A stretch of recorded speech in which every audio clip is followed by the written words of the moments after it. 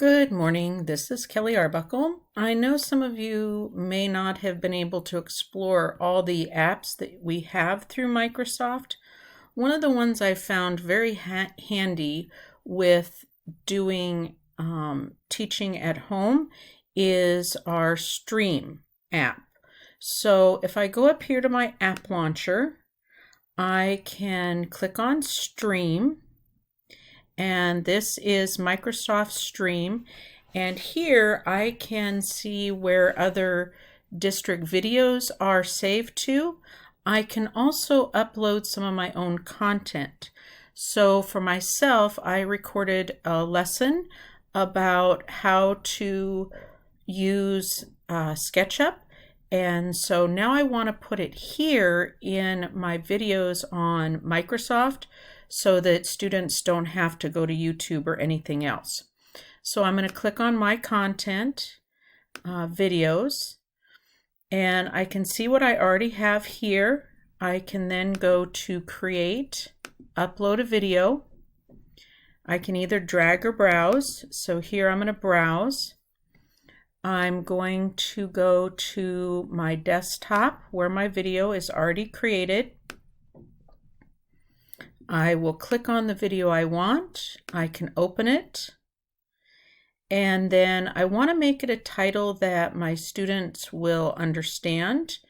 I can put in a description. I can put in a language. And then it tells me how long it has to upload.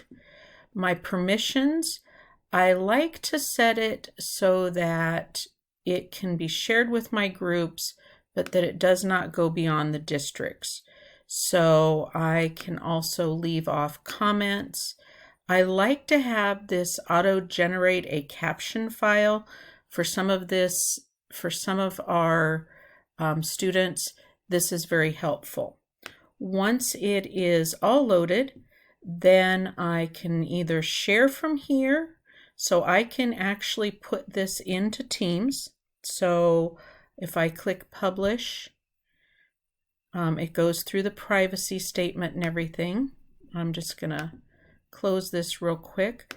I go into my content.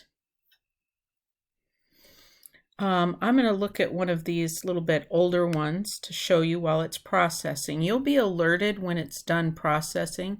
But let's say like these team instructions here, I can share them in my OneNote notebook. I could share them in my team announcements.